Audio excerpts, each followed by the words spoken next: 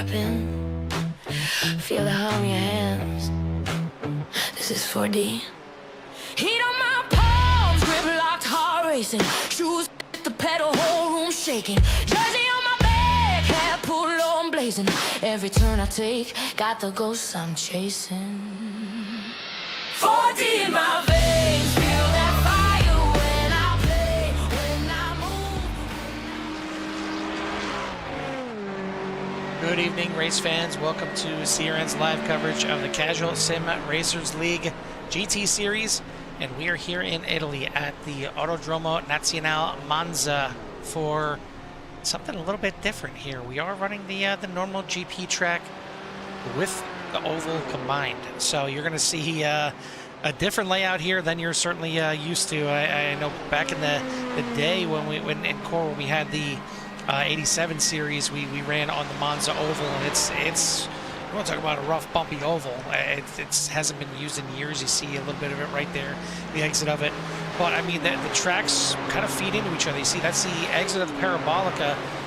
For the exit of the Parabolica, you're staying to the inside and kind of hugging close to the the pit wall there, and you go onto the oval, and then on the exit of the oval, that's when it feeds you back onto the front stretch that you normally get onto out of the Parabolica. So very, very interesting and unique setup here tonight for what is coming to the end of the season here as well. We're rounding out the season here in CSRL and only got a couple more races. And looking at the schedule, we got tonight at Monza, next week at VIR, and then the 2-hour season finale at the Nürburgring GP.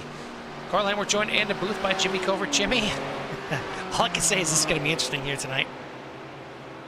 Yeah, I mean, if anything, even if the driver is an oval driver, they don't get any advantage. That oval is right-hand turns only, so no left-hand turns for this course. Mostly everything is to the right, with the exception of a few chicanes. So that left side front and tires are probably worn down pretty good. A lot of speed. They're going to be on the gas a lot. I don't think they're going to be able to save fuel very much in much of this track. So yeah, I'll be watching for fuel tonight, seeing if anybody will actually take tires and what kind of partners or teams actually get hooked up here together. They had an hour and 15 minutes to kind of get out here and get qualifying done. A few drivers still out there trying to get maybe a lap in to start this thing off. Carl, the draft is big. And the field is full of the wide-nosed pig, or known as the BMW. So, they call it the sniffer for a reason, looking for that draft. So we'll see if the BMW can handle it here tonight, or will one of these youngsters in the back driving something a little bit different be able to get their car up front to lead this thing. Yeah, it's just different. There's this small, very small portion of this track that's technical. So, I mean, if you can hit those corners and at least hang with the guy in front of you, you'll be all right here tonight. Well, I think you're almost being a little modest by saying that it's a BMW field here. I mean, it's as much as we've seen the Porsche Cup at Daytona, you're seeing the BMW Cup here at Monza. 20 of the first 22 cars currently in qualifying, as we're just about finishing up here, 19 of them are BMWs, with a lone Lamborghini of Dave Tilford in 16th, a Ferrari, a lone Ferrari, so I guess the Tifosi at least have somebody to root for, with Herbert Pineda there in 17th, and then a lane below with the Aston Martin in 21st. But I mean, of the top 22, 19 of them are BMWs. That's pretty insane. And those aren't the only BMWs in the field. We still got 4 others that are in the field as well. But for the most part, with the longer qualifying here tonight, because it's a longer lap time, almost 3 minutes to get around this combined track, we're seeing the field division-wise separated pretty much exactly what you want to see this late in the season. You want to make sure everybody's kind of in the right divisions. I mean, right now, pretty much every platinum driver is at the front of the field in qualifying, then all of the gold, then all of the silver. So it's pretty crazy how everything works out. Just really kind of the 2 outliers other than the rookie drivers. Dave Tilford not up there with the rest of the platinum drivers, as is Cesar Colon Torres, just finally able to put in a lap time right now, right at the ticker here, because it is it's time to get these drivers ready to go. The qualifying is officially checkered flag, just waiting for Barney to kind of wrap everything up. We'll get the running order here and get these drivers ready to go. In the meantime, we'll take a look at the point standings coming in. It is Noah Bourgeois with a pretty sizable lead now over Craig Janzik, with the drop races now fully in effect. He has got a 36-point lead on Craig Janzik at the front of the field, and then another 10 points back to Bryce Reiner, Mason Smith, Ricky Renner round out the top 5 in the platinum.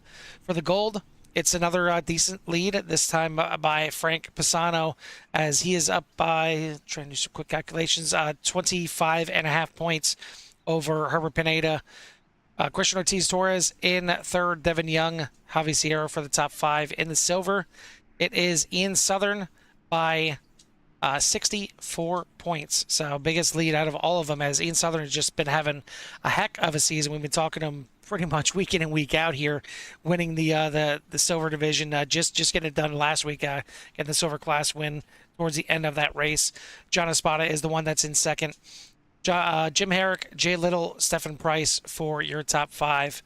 We'll see who's got it here tonight. And I mean, I think, Jimmy, if Craig wants a shot at this title, there's only 3 races left, including tonight. He's got to start making his mark now. Yeah, and it's going to be hard here with this one, Carl. This track is all, I mean, drafting. And these cars draft very well. So you can hug on somebody's bumper for a very long time.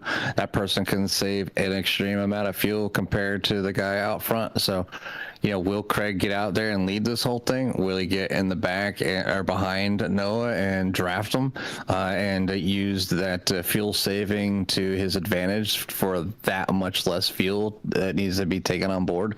But you got to be careful. You know, if you're drafting the whole time, you get that average, and it's a draft average. So if you put just the amount of fuel in and then you get to the front, you can find yourself running out because your average is going to be off a little bit. So we'll see how things turn out. I think fuel won't be too much of an issue. I just think the closeness of these cars, I wanted out to see too wide around the ovals and some late moves going down to turn number 1. Drivers protecting that inside of turn number 1, but you can make if you can get to the outside and get position as to work your way through turns 1, and then 2. If you're on the outside, you have the inside, so I could throw that person off protecting. So, like I said, it has small technical areas, but most of this is going to be wide open and a lot of fun here tonight. And these drivers been looking forward to it, and you can tell they got 35 cars in the field. And I guess we should probably go through the qualifying order here, as is now officially in, as the drivers are taking the track, and it's going to be the number 97 of Craig Janzik on the pole here tonight, with Noah Bourgeois up front on the outside. Kyle Kobler's in third, Ricky Renner's in fourth, Christopher Hamilton in fifth. 6 is going to be Jason Phillips, 7th Alex Zart, Michael Schwartz in 8th, Devin Young in 9th.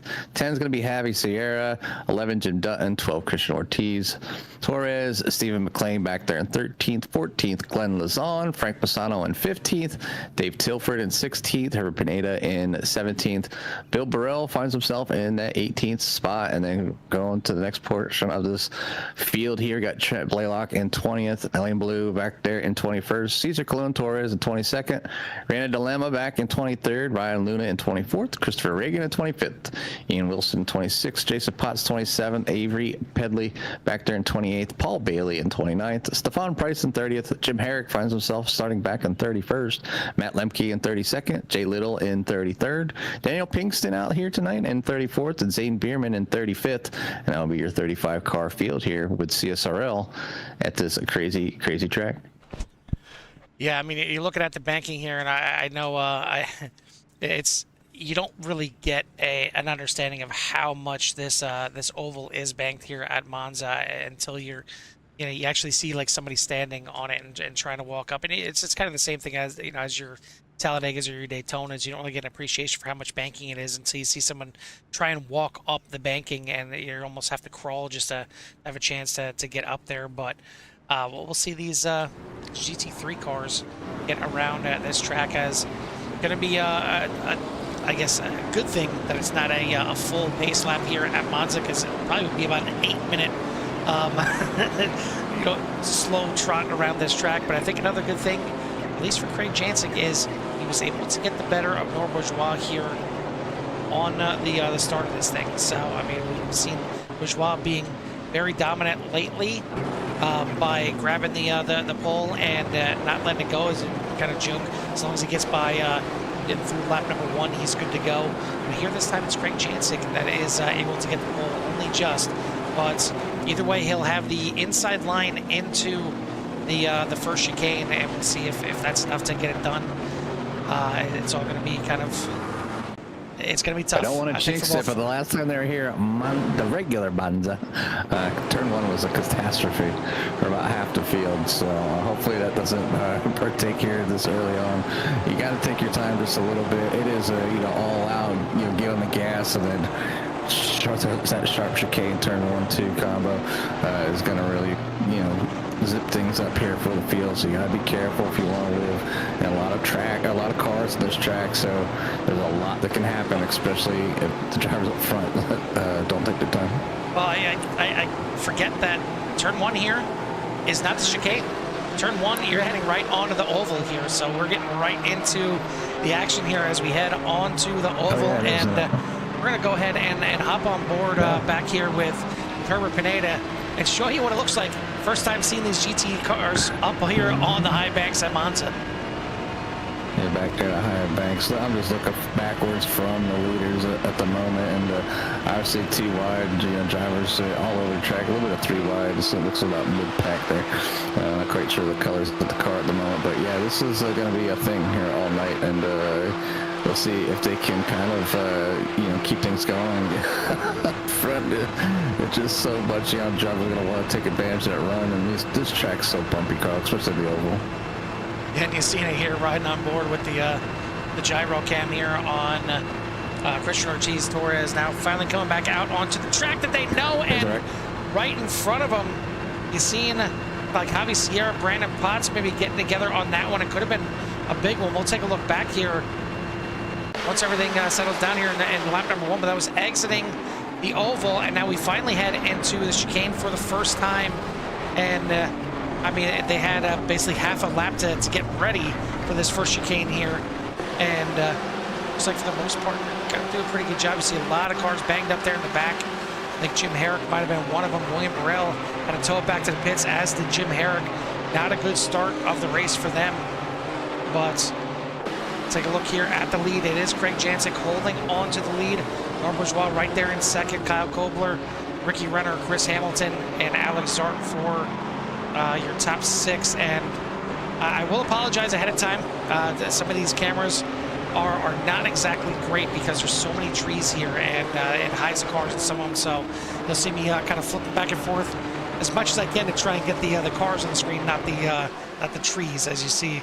I mean, we're back on 4, 5, 6 on the regular track right now, and it still doesn't like the cameras for whatever reason. But Craig Jancic doesn't mind this start here. Christian Ortiz Torres is your leader in the gold as we're about to complete the first lap. And again, this is where you head into you're back into the unknown for some of these drivers before tonight, as you keep it kind of tight, exiting the Parabolica up here, and head you back onto the oval for one more trip around the high banks.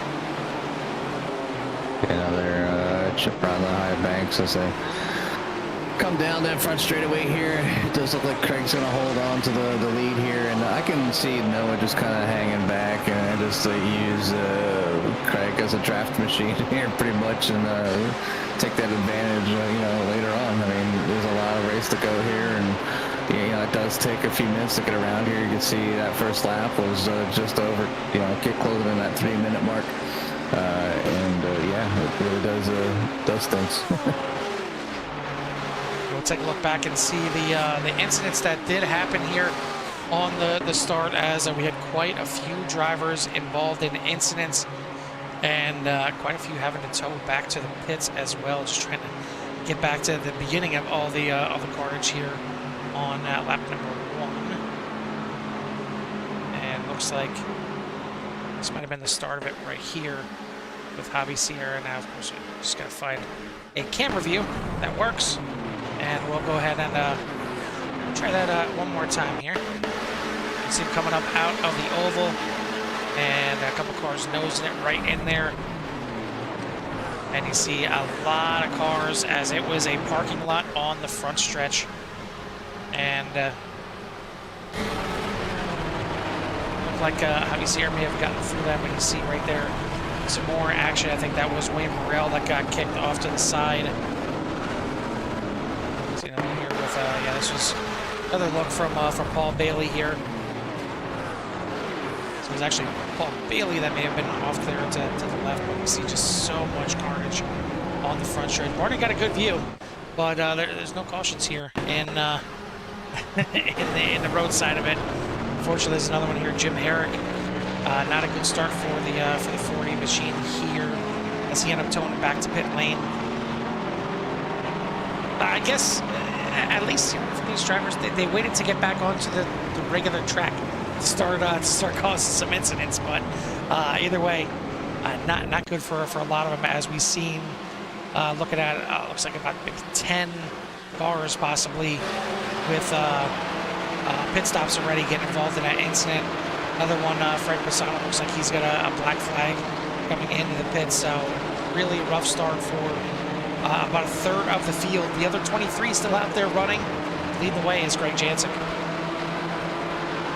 Yeah, it's not a place that obviously having troubles early. Obviously, it turns into, it's very hard to kind of pass here. And then if you're by yourself, you don't have that benefit of a drafting partner to make things go by a little faster.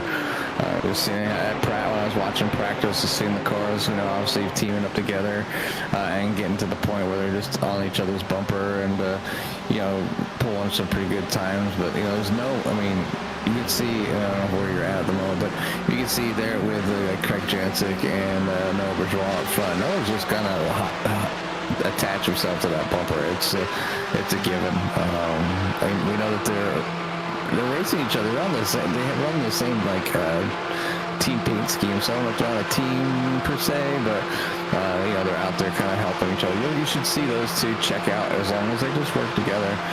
In third, you do have Ricky Renner there. He's kind of by himself, so hopefully he's able to at least sniff that draft just a little bit to kind of hang on, because there is a group of 4 cars behind Ricky Renner, led by Christopher Hamilton, Kyle Kober, Alex R, and Jason Phillips. Ricky Renner just within sniffing range, as you mentioned, with the big sniffer there in the BMW. But he did run the fastest lap of the race at last lap, losing a little bit of ground this time by. You see him now close in, heading into the first chicane. This is where he's got to keep in touch with the front 2 here and not want to lose out, because Bourgeois looks like he's content, like Jimmy said, just staying behind Craig Jansick and pushing him all the way through the oval portion of it there. Alex Zart trying to hang in there. He's got a little 3-man tandem there with Zart, Hamilton, and Kobler.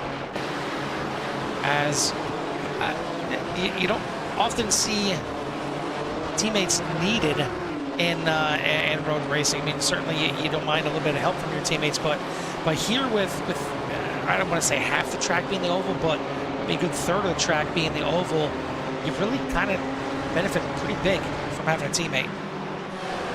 Yeah, you think of the oval races and the super speedways. This whole track is, when I say, I think it's like closing in on 7 miles, if I'm not mistaken. Yeah, it is 6.21 miles, so just over 6 miles, excuse me. And that's a long ways out here. One of the longer considered road tracks that we've seen so far here with CSRL. Obviously, they have some longer ones out there, but those laps are like 8 minutes long, so they don't tend to go to the likes of the Nürburgring combined, because they'd be 3 laps there and they're done for the evening. So it's usually not on a team's or a league's kind of radar unless they're doing like some sort of special event, like a 3-hour, 2-hour or something where they can actually get some real laps in there. I do know that the wife would come and ask me when I was practicing the Nürburgring. I'd be like, I just got to do 2 more laps, and I'd actually come back like 20 minutes later. I thought you were just doing 2 laps. I did. Half an hour. I did. So 177 turns and I think it's like 20 miles or something like that. It's ridiculous. But this one up here in mileage, you know, for as far as the track goes, and right now the leaders are trying to kind of pull away as you could. They are grouped together now. Nose to tail, Craig Jensen, Norbert Raw, and Ricky Renner. Outside in the back there has got his team there of 4. So if they can keep things together, they might be able to slowly catch those leaders. They do have to execute the more technical parts of the track with you know, with ease, just like the guys out front. And I think that's the difference between the two groups right now, as a group of 4 actually being able to get through. They're a little bit slower through the technical part than the top 3. But a good run either way. There's plenty of racing all over the track. Looking back with Trent Blaylock, he's side by side with Anna Dilemma. Yeah, so I mean, we do our share of oval racing here, obviously on CRN, and you know, we're in the midst of speed weeks here on CRN. As we had Daytona last night, we'll have it later tonight, and then we'll have another Daytona race tomorrow. And one thing that we talk about there at Daytona is you can't push the pusher. It's something that we never talk about in road racing, but here, Jimmy, can you, one, give us a little explanation of pushing the pusher, and is it kind of a viable option here, or is it still a no-no here tonight?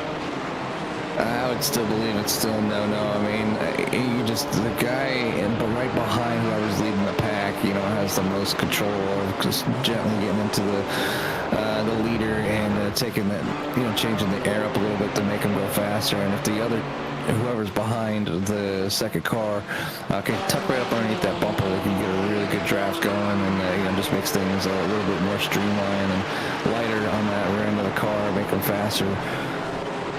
You know, they only go so fast. I think these cars are topping off at like 172, I believe. Let's see if I can look at the fastest speed. I don't know if it's out here or not. Yeah, top speed I'm seeing is it was 184. I'm seeing 197 actually, but I've seen that be wrong for me as well. No cheating. Yeah, well, a couple in there like 238, 240. We know that's not true. Yeah, that's it. I think it's right around 180, 185 tops if they can get in there. But I see a lot of like in the mid-170s for the most part with the GT3 cars. So maybe they got a little more wing than they need here tonight, but you need a little bit of wing to kind of get to a more technical spot. I do see that Matt Lemke decided to take a little crash detour there on lap number 4. Yeah, looking here, I got the dashboard up here, and it looks like 178 in the draft here between Bourgeois and Jancic. So right about 180, as you mentioned. I don't know why my SDK likes to tell me otherwise. I got 190s for the top 4 guys, 190 plus. But either way, I mean, it's pretty fast, and it's a sustained fast too. I mean, once they hit the ovals, they're pretty much in the 170s all the way around the oval until they get right here to the hard braking zone for that what is normally the first chicane, and I guess still technically is still the first chicane, just not turns 1 and 2 for tonight. But again, Craig Jancic leading the way here overall and in the Platinum, as he's got Norbert as well right behind him, and Ricky Renner, and then about 4 seconds back to Alex Zart, who's kind of leading the second pack here with Hamilton, Kobler, and Jason Phillips. And then another 1.7 seconds back to your gold division leader, gold class leader, and that is Christian Ortiz Torres in the number 11, as he's got about a 4-second lead. He's kind of out there by himself in his own little pocket right now. 4 seconds up on Stephen McLean, and then Herbert Pineda, Jim Dutton for your top 4 in the gold. Leader in the silver class is Brennan Dilemma. He's got a pretty sizable lead over Zane Bierman, who's running in second in the silver class, but he is several cars back and 18 seconds back right now. So pretty sizable lead here for Brennan. See if he can hold off and get a chance to get up here and talk to us. We don't get a chance to talk to Brennan too much every once in a while. You know, a blind squirrel finds a nut, and you know, we'll see if Brennan has it here tonight, as he can just hold off for. I mean, Jimmy, about what? We're down about 6 more laps this race. Is that how long these laps are? Yeah, I mean, we're already. Well, I mean, we're close it in on well, we're at 14 minutes, right? We've already crossed the line, and they're under 14 minutes, so we're at 6. So they're going to get they might get 19 laps in here tonight if they keep this pace going on. With these three kind of out front, kind of setting the tone and pace, they also can set how many laps they actually have to do here tonight. So if they cross the line at a certain time, it can mean going and hold another lap. If they find themselves really out front and want to not do an extra lap racing, then they could slow up and let the people behind them catch up just a little bit. But too early on to even think about something like that, as the leaders work their way through the second of the ovals, and they head down that long stretch there into the chicane. Yeah, but it's a good one here, Carl. I like this. I mean, I like the track, and like I said, when we were here with the 87s, the cars got to turn left. Yes. So yes. Normal left, for an oval track. But here with the GT cars combined, they could turn right. So doing good so far. A few blunders there in the beginning, so it's gonna hurt some of those drivers up there. You talked about Frank Bassano being on the top of the leaderboard for his division. Finds himself in P35. It's not the place I'm sure he would like to be, and it's going to be a little bit longer of an evening. Like I said, I've said before, if you're out there and you like road racing, the GT cars, come and look up CSRL and get yourself in these drivers. Always got good sized fields. The racing's great. The people in the league are helpful, and it's just a great community all in general. So but here we are tonight on something of a unique status. But iRacing has started branching out and maybe using some of those tracks that the layouts, because a lot of tracks have like 6, 7, 8 different layouts. Yeah, they do, and it's nice to see the oval getting a little bit of love here. Again, we try to show it a little bit when we were in the 87 cars, but it's definitely a rough oval. As you mentioned several times, it is very, very bumpy. It hasn't been raced in how many years? I'll try and get a look and see when the last time the oval was actually used, but it's been quite a long time, and I couldn't even imagine what it was actually used for, because I think for the longest time this has been a road racing track, but I mean the oval was designed right away with this track, so it's pretty interesting to finally get to see GT cars on it, which 87s, technically the 87s were never on it as well, but to see GT cars on it, it's a little different seeing GT cars on an oval.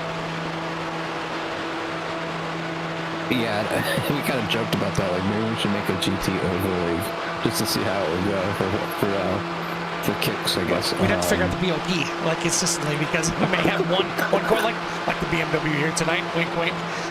It's clearly the best car. I mean, that's one thing about the GT cars. I know they do try to keep them pretty close, but you'll find yourself. One car just a little bit better, and it just might just suit your driving style a little better too. So it's really kind of hard to keep them all even, unless they were all the same chassis and they all drove the same. Maybe like a NASCAR. I'm kind of watching these front three drivers here with Jancic, Bourgeois, and Renner, and the front two are I'm sure working together, trying to drop Renner. Not been able to just yet. I mean, we still got the pit stop to figure it out, but I feel like the driver benefiting the most out of all three of these drivers is Renner, because he's not the leader. He's not Jancic pushing all the air. He's not Bourgeois, who is maybe getting a little benefit from the draft, but also he's right up Jancic's tailpipe, pushing him all the way through the oval. So I don't think he's really doing that much lifting. Meanwhile, Renner behind could probably be lifting a decent amount through the oval and just staying in touch with the draft, so he could be saving the most amount of fuel of all three of these cars, and could really benefit once they get to the pit stop. But we're still maybe a lap or two away. It's certainly probably in the normal window. I mean, these drivers can pit on lap 1, and it's in the window to get to the end, but the typical window right around that midway point, I would think, would kind of open up right here. We'll see if anybody decides to come in on this lap, but if not, it'll probably be within the next couple laps. Jancic still leading the Platinum. You got Christian Ortiz-Torres and Renan Dilemma still leading their respective classes as well. I want to thank everyone out there and that CRN Nation for tuning in tonight. Again, we have the doubleheader. Right after CSRL, we're going to have the Pit Road Speed Limit Racing Series. They'll be at Daytona, and we'll see the high banks again, but normal high banks with the Xfinity cars. Definitely hit that like and subscribe if you haven't done so already. And I want to thank all our sponsors here for the series. Ace Motorsports sponsoring the pole sitters for each of the classes. Digital Sim Sports for sponsoring the Clean Driver Award. And certainly tonight, I would assume maybe a little tough to get the Clean Driver, well, not the Clean Driver tonight, but to get a 0x to kind of get you in the running for the Clean Driver for the end of the season.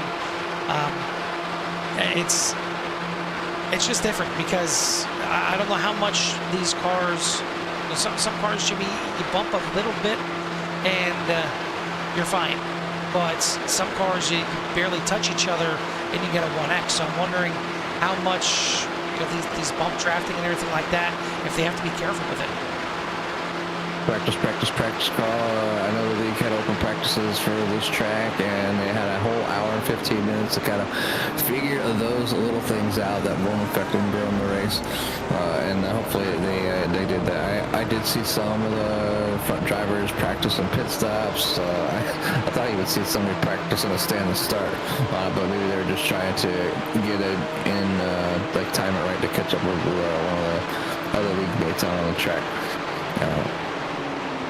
But yeah, Carl, this track here, being the length that it is, we're coming up just over the 20-minute mark, 21.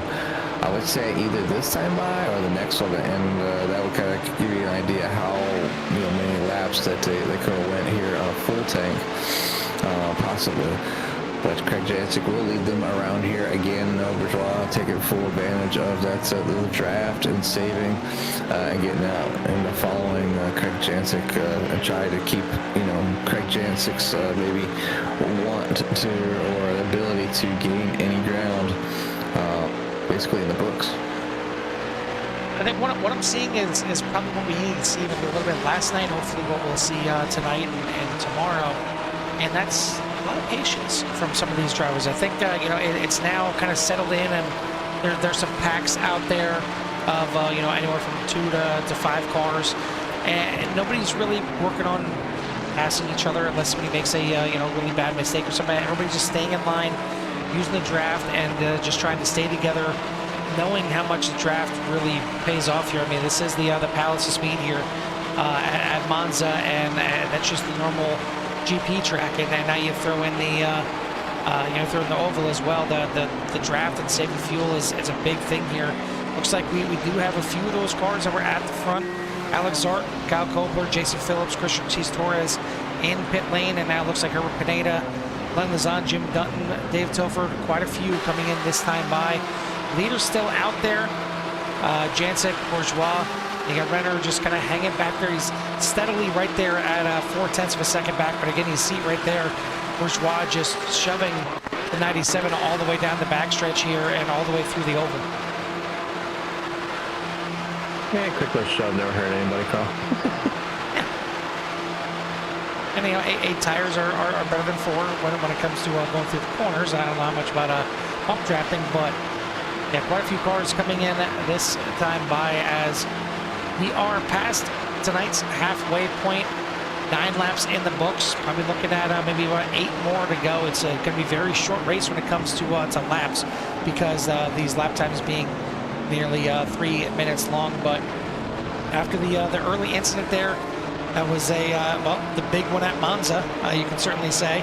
It seems like everything's kind of settled down just a little bit here into a nice little groove, and these you see by the Skittles on the track, a huge track with overlapping and everything. I mean, I know we go to Suzuka at times, and it's a figure 8 track there, and you got the overlaps. Well, here this is just taking the overlap to you know, an umpteenth level. I mean, right now, you're going over the, actually, it's on the other side of the track. You're going over the track, and then it's funny seeing cars running side by side down the front stretch, but technically they're about 30 seconds behind each other. So, and then he also got some even further in there. They're in the pits, so you could be 3 wide on the front stretch, nobody anywhere technically near each other.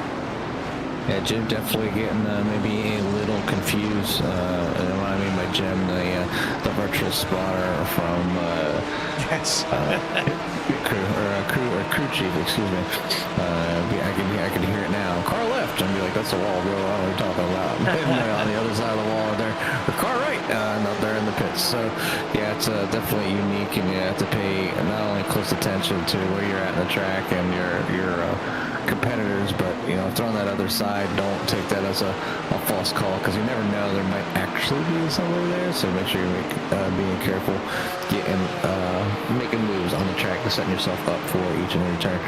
But yeah, we are in this one here now for a little bit of time, and we're getting ready to almost break that halfway mark.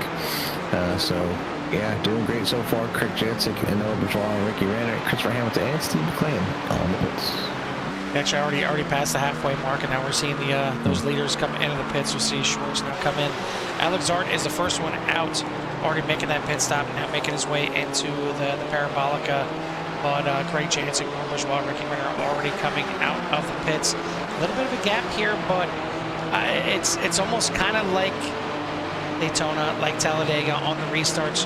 Jimmy, you don't really necessarily want to get a good restart or get a good jump, and even coming out of the pits here, I don't know if Craig Jancic really wants to get out there and get away, because he could very well leave Bourgeois and Renner to work together and maybe work past him, as looks like they're all now kind of Constantine and back up here together. Renner trying to go with the tires here a little bit on the backstretch of the oval, and looks like we have an incident here. We'll take a look here with Christopher Reagan.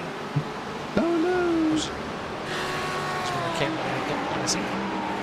But this was coming into the Parabolica, and just a little bit too hot in the 40 Racewear number 19.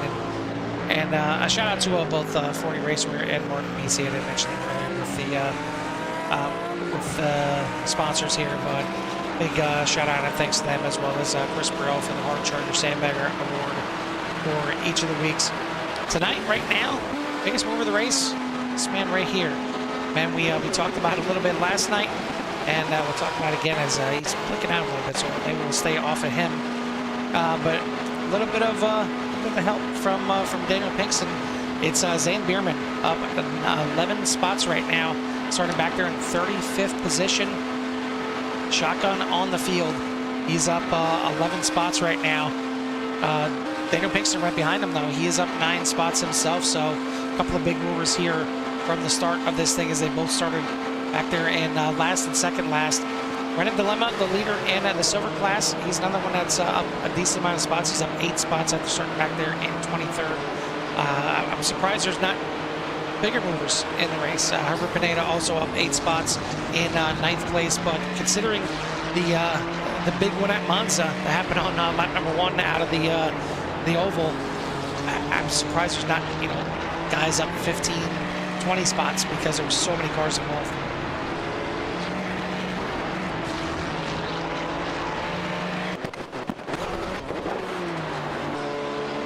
So we got some more incidents here, trying to see what happened here. Trying to catch them.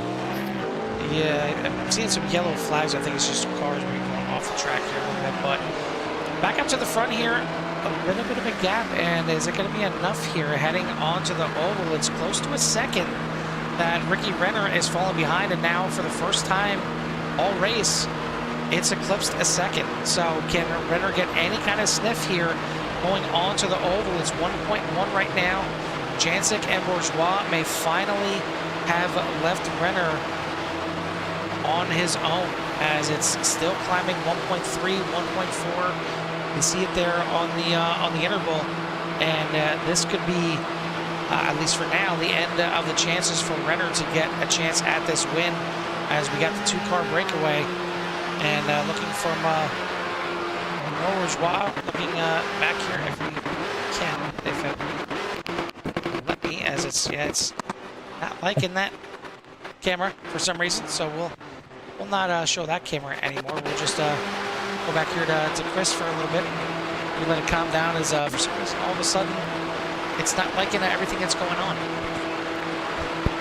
I went down it. It's a track that's not used very often, and now putting it in a position that, you know, you got on 35 tracks out here roaming around, so the track map looks beautiful with all the different skills, but, you know, just to maybe stressing it out just a little bit. You know, the cameras, made Carl, and I came in early, even warned them, they're like, hey, you might need to adjust your cameras, they're sitting kind of funky, and it is because of the two combined courses of the oval and the road course. So we don't have a camera pack, and they're out there to purchase if you want to pay somebody to basically do the car setup for you. But yeah, we kind of just fly by the seat of our pants. It's like just like these drivers are here tonight at Monza, and on this combined track, doing some right-hand turns on an oval. That's your leader is Craig Jancic with Noah Bourgeois, Ricky Vanna, Christopher Hamilton, and Alex Zart for your top 5. Biggest mover of the race. Let's see. We got a 7. Pineda. Oh, we got 8 by René Dilemma back in 15th, and there's an 11th spot car move by the number 5 of Zane Bierman. Yeah, trying to get it calmed down here. I mean, it was fine up until 30 minutes into this race, and now all of a sudden it is it's not liking it. Not liking it for whatever the case is, but it is Craig Jancic still leading the way here. Richard Ortiz Torres has got a small lead now as he comes through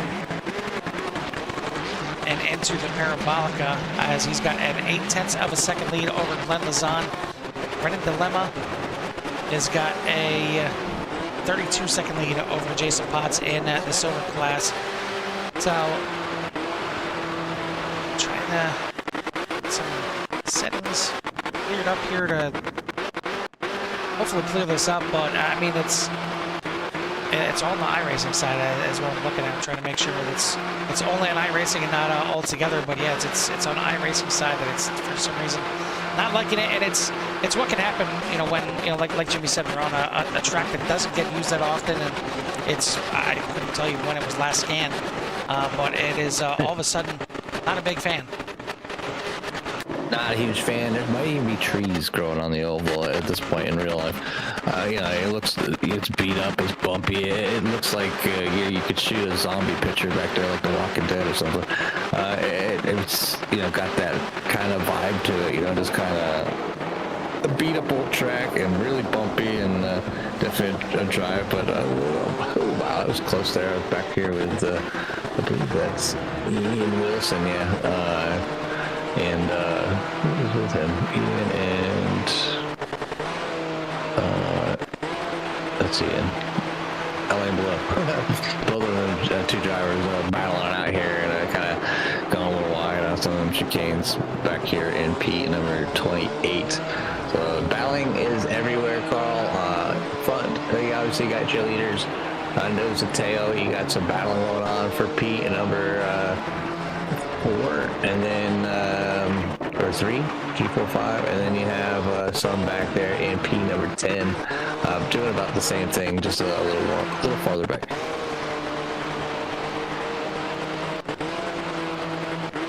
We're going to step aside here a second and let you listen to the sights and sounds. Hopefully it's not jittery sights and sounds all the time. I'm going to try and get things cleared up here and give everyone out there in the meantime a little love to hear it. Love to hear it.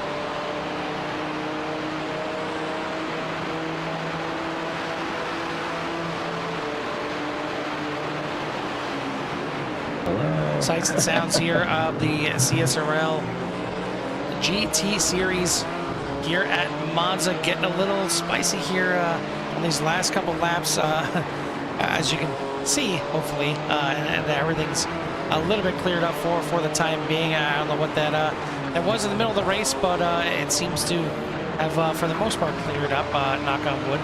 As we're watching the battle here for the lead of the race, Bourgeois, if he had an opportunity there, as Jansen got a little bit loose, but decided to stay in line, decided it's not time to make the pass just yet. As coming back to the line this time by, we'll see if they get the white flag. I don't think it's going to be yet. I think it's going to be 2 more laps to go here at the line, but certainly a 2-car breakaway here at the front of the field. Ricky Renner has been dropped. He is back 11.8 seconds from these two right here. That other 6 seconds back to Chris Hamilton in 4th. Alex Zart rounding out your top 5. Christian Ortiz-Torres leads the way in the gold class over Glenn Lazan, as that battle very close as well. Try and switch over to that and take a look at that here for a little bit once it clears up here again, hopefully.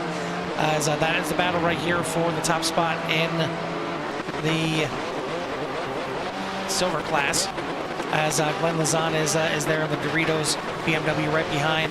In the silver, the gold class, that is. In the silver class, it is Renan Dilemma still with a massive lead over Jason Potts at the front, and it seems like the cameras only really want to work here on the leaders, or work best on the leaders. So I guess we'll keep right here with Craig Jancic, and yeah, hopefully just get through this one at this point and get on to pit road speed limit after this one. But I mean, it makes no sense. I mean, how clear it was at the beginning of this thing, and then all of a sudden now it's not a fan. I mean, we had 35 cars on the track for the start of this thing. We had a big, massive wreck, no issues whatsoever. And all of a sudden, everybody spread out.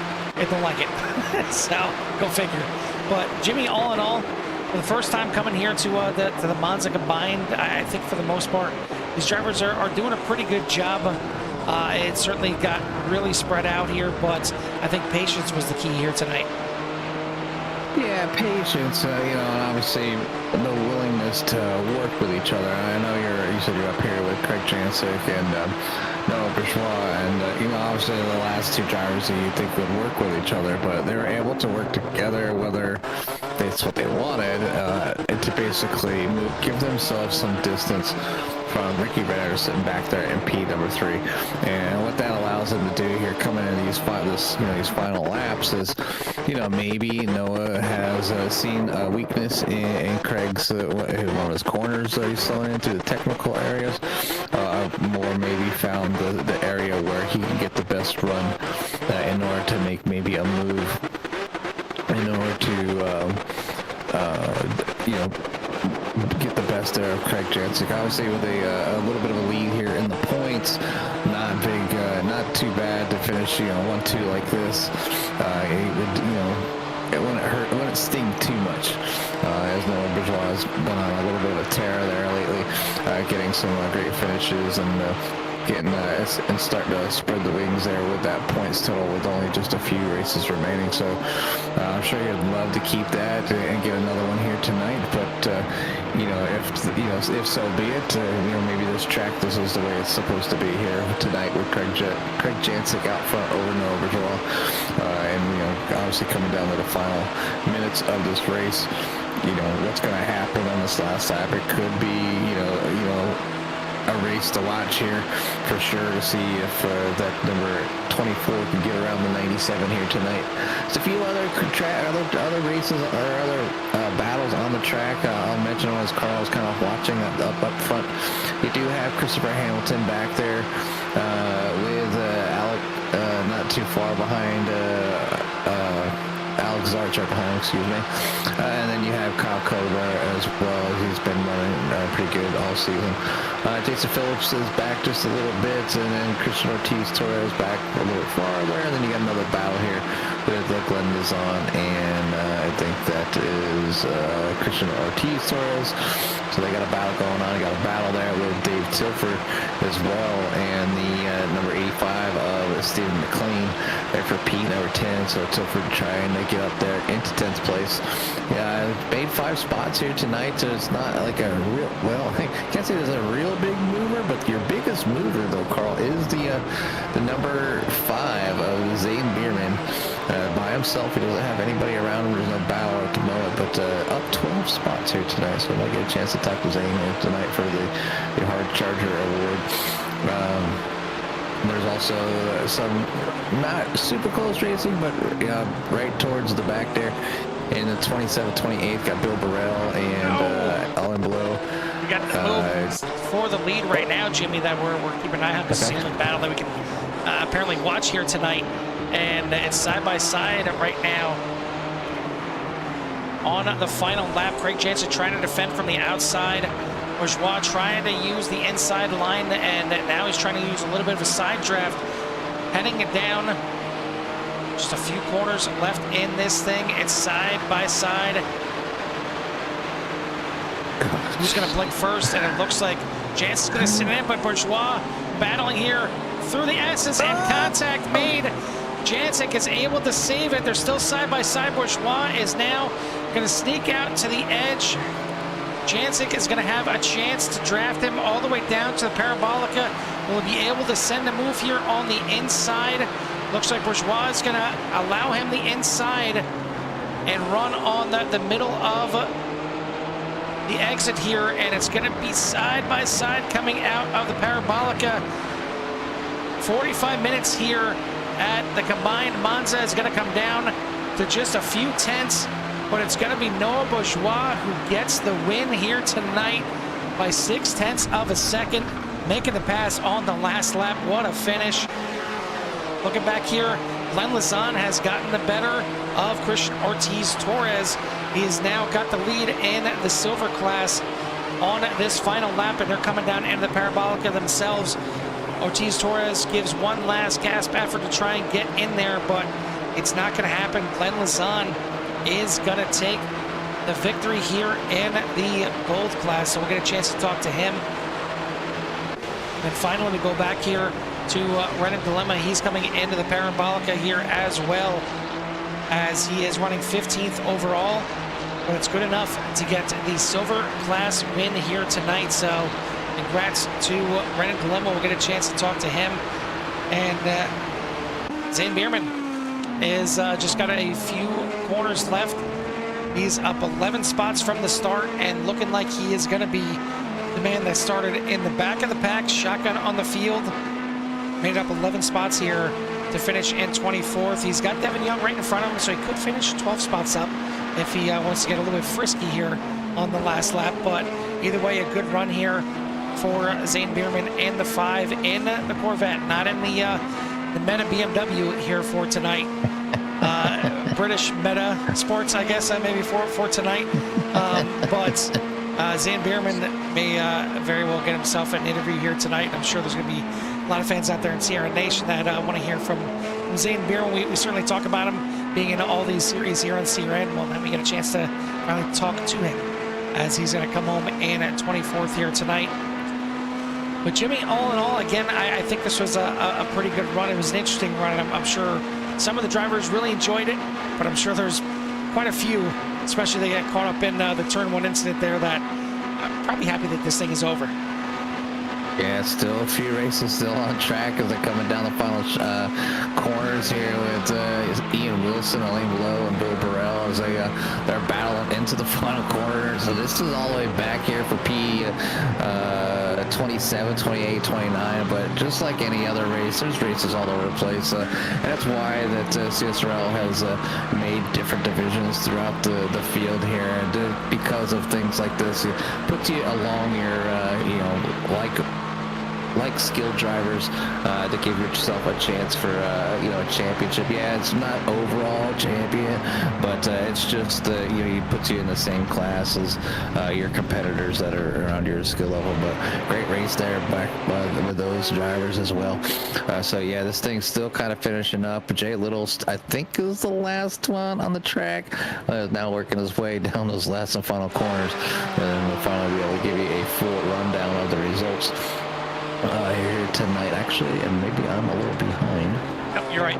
Jay Little in the Parabolica right now, coming around the final corner in the number 86 in 33rd position, and pretty amazing that we end up finishing with 30 cars the way it looks on the lead lap of this thing. And there's Jay Little is going to complete the running order here tonight. We'll wait a brief moment here to get the results up here, the final results for the race. But in the meantime, we got something to show you, a little preview of next season for CSRL. Is they're already in the works, already getting things started, but it's going to be a little bit different.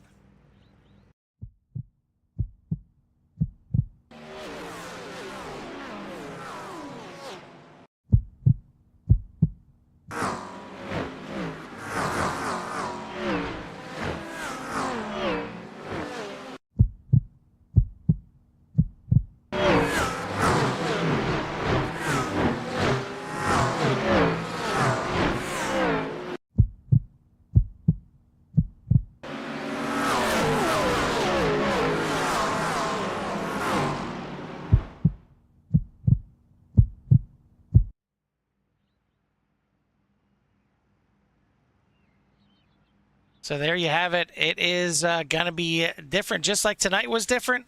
Next season going to be different, as well as CSRL is going to go a little multi-class racing. They're going to have the GT3s and I believe the LMP2s for their two different vehicles that they're going to be using for next season. So still plenty of time. Obviously, 2 more races left in this season to get things done and dusted. But if you're looking to get into a little multi-class racing action on Wednesday nights, check out CSRL for next season. 3 drivers tonight are going to finish clean, and that is Christian Torres, Jason Potts, and Alex Zart are going to be the clean drivers here for tonight. And definitely shout out to them, as this is was a different one here tonight for sure.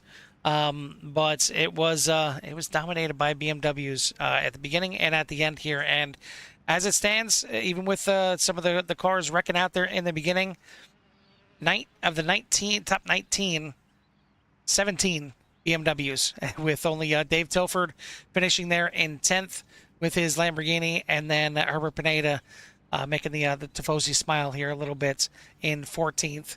And the Ferrari also had Matt Lemke out there in the Ferrari finishing in 25th, representing the Tifosi here at the Palace of Speed. But we are done and dusted with tonight's racing here. Just waiting for a second till Jimmy gets back to give us a full rundown. In the meantime, we'll get to our sponsor reads here tonight. And I want to thank 40 Racewear, as they are the makers of the ultimate sim racing shoes and custom apparel designed for sim racing by sim racers. 40 sim racing shoes, custom engineered to connect racers to the pedals in a way no other racing shoe can, while still providing the comfort needed for those double and triple stints. Visit 40racewear.com and check out the latest sim racing products, including the original racing gloves for your feet. For Modern PC, they're focused on providing high-quality PCs, rigs, and components at an affordable price. Your investment in sim racing is exactly the same as racing with an actual car. They take that same methodology at Martin. From the engine PC to the chassis rig, pedals, wheels, and shifter, you deserve components that match your desire to compete. Also, thank you to Digital Sim Sports for the Clean Driver Award that we presented at the end of the season. Ace Motorsports for sponsoring the pole sitters for the races as well. Jimmy, why don't you give us a rundown of tonight's finishing order here for the Monza combined? Yeah, I'd love to do that, but I don't have my list of drivers, as I had to do a reset getting ready for the next race, or I would do that. I will go ahead and do it then, as we've seen right there. You fumble names tonight. Noah Bourgeois gets the win here tonight by less than 0.06 of a second over Craig Jancic. Ricky Renner, Alex Zart, Kyle Kobler for your top 5. Then you had Chris Hamilton, Jason Phillips, Glenn Lazan, Christian Ortiz Torres, and Dave Tilford for your top 10. Steve McLean, Javi Sierra, Jim Dutton, Herbert Pineda, Renan Dilemma for your top 15, with Michael Schwartz, Brandon Potts, Trent Blaylock, Cesar Colon Torres, and Ryan Luna for your top 20. Rest of the field, you got Jason Potts, Christopher Reagan, Devin Young, Zane Bierman, Matt Lemke, Paul Bailey, Alain Below, William Burrell, Ian Wilson, and Stephen Price for your top 30. And then your final 5 are going to be Avery Pedley, Frank Bassano, Jay Little, Jim Herrick, and Daniel Pinkston. Once again, a great showing out here for CSRL. A ton of drivers out there, so love to see that. We're going to get our top drivers here in for their interviews, and we're going to go ahead and start right from the top and work our way down. Jimmy, first place here tonight is going to go to the 24 of Noah Bourgeois. Hey, Noah, Jimmy, and Carl up in the booth. You copy? Yeah, I got you guys. How's it going? Not too bad. A different type of race here tonight. Obviously, mixing it up with some oval races, or an oval race with a little bit of road racing, obviously. But that oval being in that you turned right, not left here tonight. So did that play a big part in tonight? I see. Obviously, you and Craig were able to kind of work together there until the last corner, where you were able to best them and beat them down to the start finish line. Yeah, this whole race was kind of like a huge teammate game for all of Digital Sim Sports. I think it kind of speaks to all of our drivers getting the class wins. It was just a huge team effort. Yesterday, we were tinkering around trying to figure out what works best with the draft, how we could utilize it to our maximum. And Craig made the genius crew chief call mid-race to go for left side tires on the pit stop. So that's really what separated us from Ricky, and me and Craig were just able to work together and battle it out on the final lap. I feel like crap because I really didn't want us to have contact. I knew it was probably inevitable going through Ascari, but nonetheless, it's still, as much as I enjoy winning, it's a real bummer that it comes down to something like that. I was faced with a moral dilemma of either lifting and giving him the position back, which I didn't feel was necessary, but also I just didn't like how that ended. Yeah, it never feels good when you're working with teammates and you're trying to race hard and you slip up just a little bit, and it happens, and obviously you continue, and there might be somewhere down the line maybe you give them the edge for another corner. Maybe instead of you getting the turn one, you let him have it this time. But you guys have been going back and forth. The hard race just continues to be there for you two this season. You got a slight lead over Craig going into the final few races of the of this season for that championship. So, how do you feel about the remaining 2 races? And are you going for the big one here just this year, or this season, I should say? I feel pretty good about it. I believe I have what's roughly a 45-point lead now. I haven't done the math, but that equates to nearly half a race. So I basically just need to survive at VIR and then not put up a stinker at Nürburgring, and the championship should be relatively straightforward. Obviously, I can't take anything for granted, because if I slip up, I know Craig's going to just sweep in there and take advantage of everything that I give him, so I need to be on my A game for the last 2. Yeah, unfortunately, when there's 2 drivers like yourself and Craig, so close in skill and speed, it is about the minor mistakes that will cost you. Whether it's a spin out in turn 1, or if it's a little slip up, maybe giving a little too much room to you in some of the final corners. Anything can equate to getting a pass done or that one position. But you guys have been doing a fantastic job. They've made it very interesting up here in the booth to watch, and we enjoy it. So we want to say congratulations on a hard-fought battle here at Monza, and give you a little bit of time for any shots you might have in at number 24. Appreciate that. Shout out to CSRL once again. Races like this are an absolute blast with the caliber of driver that we have here. Huge shout out again to Digital Sim Sports. Like I said, the camaraderie that we had over the last couple of days, figuring out how to tackle the oval together was a lot of fun, and it was a blast for 95% of that race. Shout out to the girlfriend who's feeling under the weather past couple of days, so I hope she feels better. Shout out to Dad out there. He's supporting me every single race, and let's go get him the last 2. Sounds like a plan, man. Again, thanks for the shout outs, and we'll let you go celebrate this one with your friends and family. Awesome. Appreciate it. Thanks, guys. Yes, sir.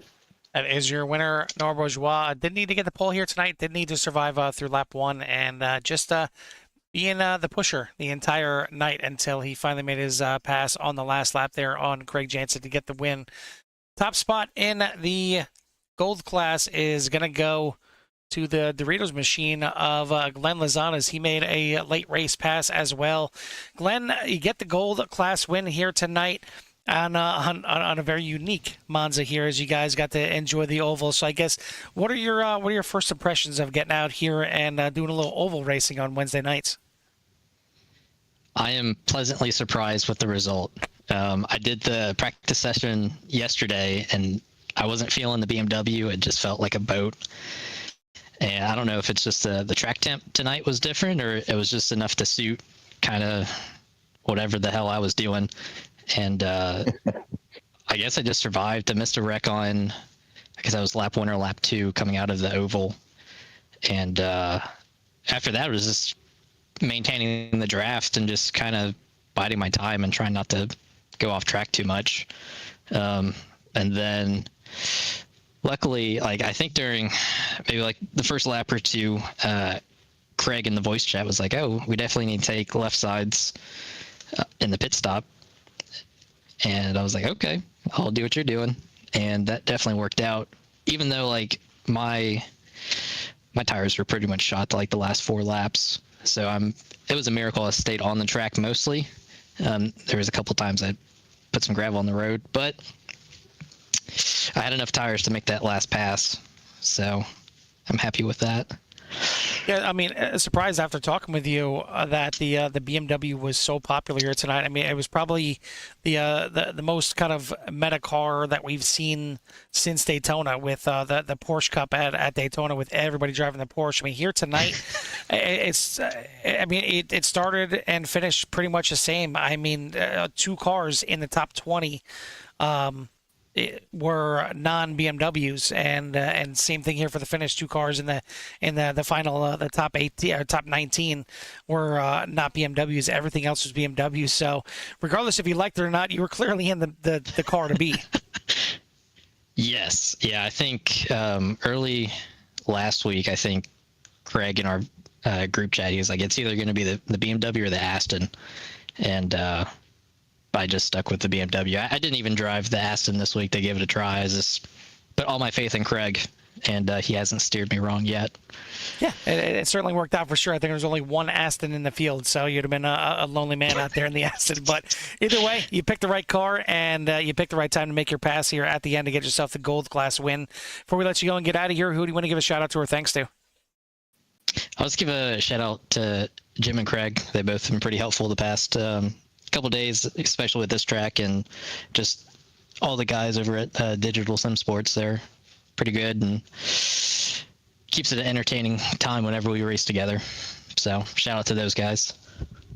It was definitely a fun one for us tonight, mainly because we're up here in the booth and we get to watch you guys go through the pain of this one here tonight. But either way, congrats again on the gold class win. We'll let you go celebrate, and we'll see you next week at VIR.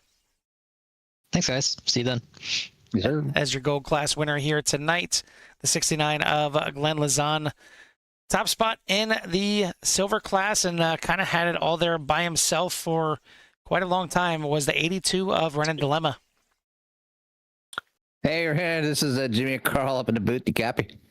What is going on, boys? How are you? Oh, we're pretty dang good up here. Well, we got finally getting a chance to talk to you up here in the booth, and want to get your side of the story on how everything was for that 45 minutes here in this very unique track.